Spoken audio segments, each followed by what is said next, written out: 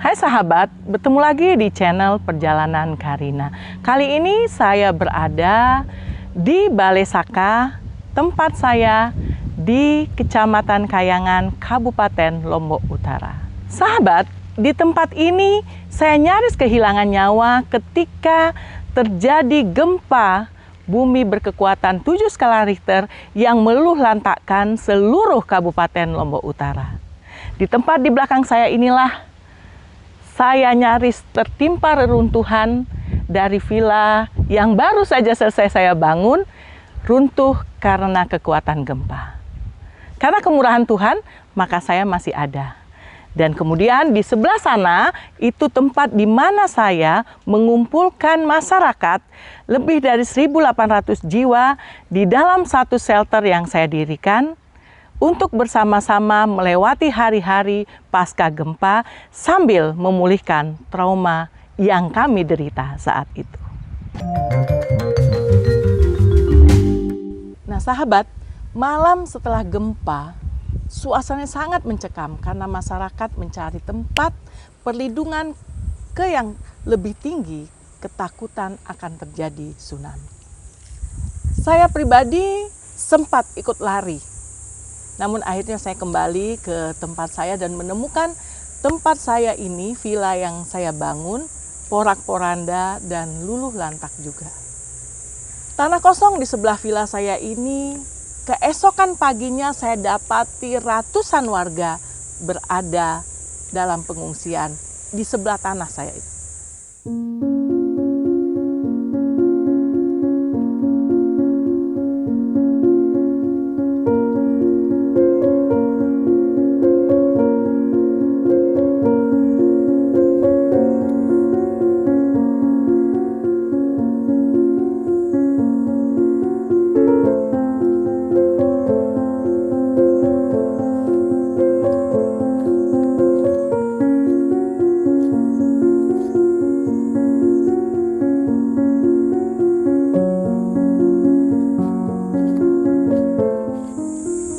Saya pun tergerak, sekalipun saya adalah korban.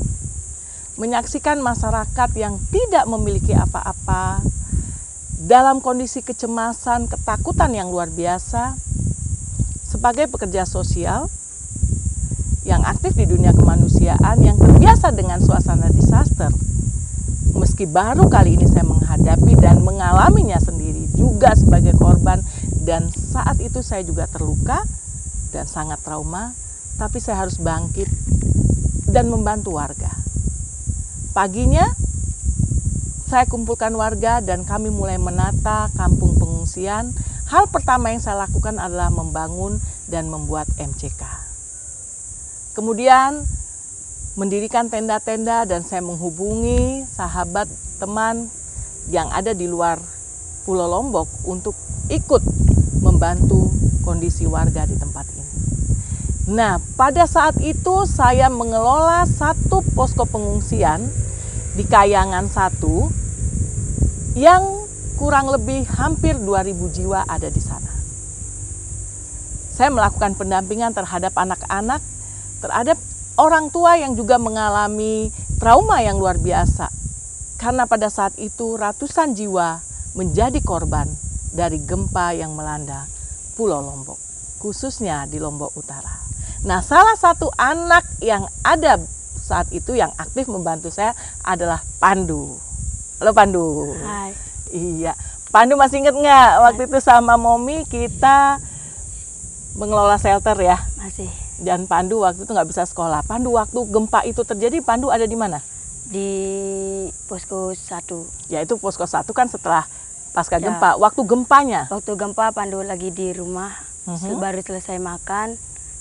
Terus Pandu makan di luar, pakai sarung, nggak pakai baju, nggak pakai celana, cuma pakai sarung. Terus Pandu masuk ke dalam untuk menaruh piring yang udah selesai makan. Terus keluar, ibu pergi sholat waktu itu. Terus baru 1 rakaat sholat di masjid, barulah data gempa itu goyang gitu ya? Ya. Terus lari Pandunya? Lari. Terus waktu itu Pandu, ada nggak keluarga atau saudara yang meninggal? Nggak ada, alhamdulillah nggak ada. Nggak ada ya, tapi di tempat ini, di daerah kita ini paling banyak korbannya ya, ratusan waktu itu ditemukan mayat atau yang menjadi korban dari gempa, baik yang tertimpa bangunan maupun yang mungkin saat itu tidak bisa menyelamatkan diri gitu. Nah, Pandu, waktu itu kan bikin shelter kita nih. Nah, Pandu kan aktif banget bantu Momi waktu itu ya. Nah, kita buat sekolah, bahkan waktu itu Pandu sempat jadi pimpinan upacara dalam sekolah gitu. Waktu di tempat pengungsian, apa yang Pandu rasakan? Senang karena dapat berbanyak cerita di pengungsian, terutama sama Momi gitu. Iya ya, hampir 3 bulan kita ya mengelola pengungsian. Nah, Pandu sendiri ketika itu melihat banyak sekali orang, kan ribuan tuh, kita bikin dapur umum, bisa bikin musola, bikin tempat mandi dan lain sebagainya. Nah, Pandu sendiri apa yang Pandu lihat dengan banyaknya teman-teman di situ kan berkumpul di satu tempat? Bersyukur kita punya tanah yang sangat luas sehingga waktu itu bisa banyak yang tertampung ya, karena kita selalu setiap hari hampir 2.000 kita masak di dapur umum untuk 2.000, hampir 2.000 jiwa yang ngungsi ya di belakang. Nah, Pandu ikut bantu Momi sortir bantuan, membagikan bantuan, sampai ngatur jadwal kegiatan untuk anak-anak ya. Nah, Pandu, apa yang Pandu rasakan itu menjadi relawan kecil, padahal Pandu juga sama dengan Momi menjadi korban. Tentunya senang bisa dapat cerita banyak, sejarah menjadi relawan kecil. Gitu. Jadi relawan kecil. Jadi kedepannya Pandu bisa, oh saya waktu gempa saya menjadi relawan kecil ya, gitu. Sempat jadi pimpinan upacara dan lain sebagainya. Nah, waktu itu kan Momi banyak tuh datangin artis-artis ya. Waktu itu Pandu juga sempat ikut nyanyi-nyanyi dengan mereka gitu. Tapi sekarang setelah melihat itu, sekolah Pandu sudah terbangun belum? Sudah, alhamdulillah sudah terbangun. Sudah terbangun ya, karena udah 3 tahun ya, 3 tahun lebih gempa itu gitu. Nah, Mbak Pandu trauma nggak sih? Awal-awalnya sih trauma, tapi setelah terbiasa, alhamdulillah berhenti traumanya. Berhenti traumanya. Terus Pandu sempat hampir setahun ya nggak sekolah di sekolah ya, di pengungsian gitu. Nah, sekarang udah kembali sekolah. Pandu sekarang kelas berapa? Kelas 3 SMP. Waktu itu Pandu masih? Kelas 5. Kelas 5 apa kelas 6 ya waktu itu? Kelas 5, kelas SD ya waktu itu. Nah, setelah sekian tahun nih, 3 tahun lebih berlalu, masih nggak sih dibicarakan gempa itu sama masyarakat di sini? Kan Momi kan setelah gempa, terus setelah selesai menangani shelter, Momi sudah tidak ada di Lombok Utara. Nah, baru ini kembali Lombok Utara, ternyata tempat di sini nih yang Momi nyaris mati nih, sahabat di belakang saya ini adalah tempat di mana saya nyaris terbunuh. Nah, gimana menurut Pandu? Masyarakat masih suka sedikit-sedikit nyeritain tentang gempa, kisah-kisah di pengungsian bagaimana serunya, terus banyak cerita dari dapat pengalaman di pengungsian gitu. Nah, sekarang Pandu sih dengan teman-teman masih ingat nggak suka cerita ngomong, dulu kalau kita di pengungsian ya gitu? Ya masih sih sedikit-sedikit. Kadang-kadang teringat waktu lomba menggambar di dalam villa. Di villanya Momi ya, lomba menggambar. Siapa yang menang waktu itu ya? Pandu. Oh, Pandu selalu the best soalnya nih. Nah, Pandu sekarang cita-citanya apa? Masih dipikirin. Kok masih dipikirin? Harus punya cita-cita, jadi punya semangat untuk meraihnya gitu. Belum tentu sih. Sekarang Pandu udah SMP, nanti mau lanjut SMA gitu. Mau nggak sekolah di Jawa sama Momi? Tergantung orang tua sih. Oh, nanti minta izin ya sama orang tua kalau bisa. Nah, Pandu dengan kejadian gempa seperti ini gitu ya, mungkin membuat Pandu jadi lebih merasa lebih peduli gitu ya. Sekarang itu Momi lihat udah banyak rumah-rumah dibangun oleh pemerintah ya. Orang tua Pandu juga dapat rumah? Dapat. Udah selesai dibangun? Udah selesai, sama rumah punya paman sudah selesai dibangun. Oh, sudah semua dapat RTG dari pemerintah ya, sahabat. Jadi meskipun masih banyak sengkarut di persoalan rumah tahan gempa, tapi beberapa masyarakat telah menemukan dan mendapatkan, sudah dibangunkan rumahnya ya untuk tahan gempa. Nah, Pandu harapannya apa ke depan nih? Harapannya sih buat semoga Lombok Utara semakin tetap bangkit, Lombok semakin tetap bangkit.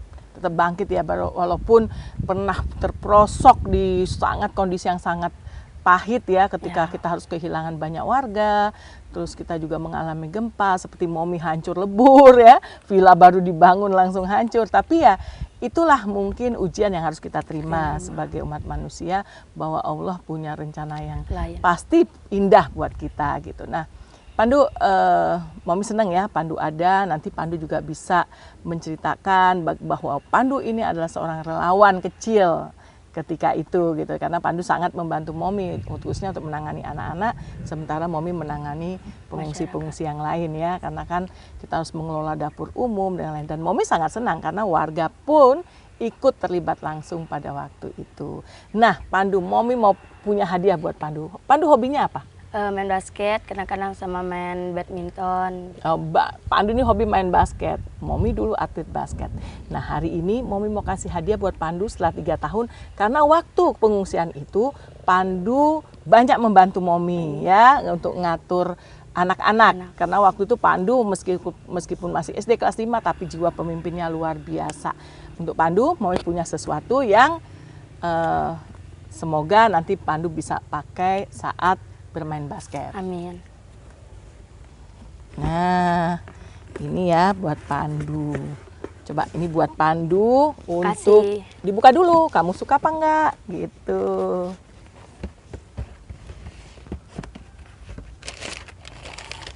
Wow. Dapat keren kan? Dapat ini dia, dapat apa namanya? Dapat sepatu basket buat Pandu. Makasih. Nah, nanti semoga dengan sepatu ini Pandu lebih semangat lagi main basketnya ya. Ya. Dan nanti kita berdoa tidak ada lagi bencana di bumi Tiok Tata Tunak ini gitu ya. Jadi nanti ke depannya Lombok Utara, meskipun saat ini Kabupaten Lombok Utara menjadi daerah yang terkebelakang atau termasuk daerah tertinggal, tetapi ke depan insya Allah semuanya akan menjadi lebih baik. Amin. Karena ketika Pandu nanti berhasil, Pandu salah satu yang akan membangun Lombok Utara ini, ya kan? Ya. Pandu terus semangat ya, Ya. tidak boleh patah semangat. Apapun ujian yang kita hadapi dalam kehidupan, percaya saja bahwa Tuhan punya rencana yang indah di dalamnya. Ya, nah sahabat, itu bincang saya dengan Pandu dari lokasi di mana tempat saat saya mengalami gempa yang sangat luar biasa, menghancurkan, meluluhlantakkan tempat saya ini dan juga seluruh Lombok Utara. Ratusan jiwa menjadi korban saat itu. Tapi kini Lombok Utara berjuang untuk bangkit, menata diri menjadi kabupaten yang mengejar ketinggalannya.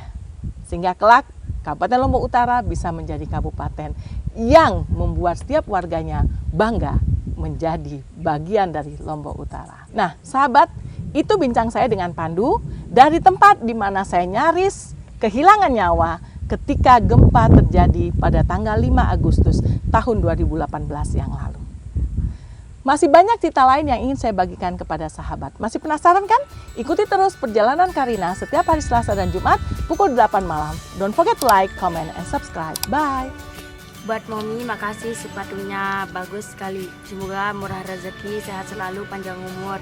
Pokoknya terima kasih buat sahabat perjalanan Karina. Jangan lupa like, comment, and subscribe. Bye!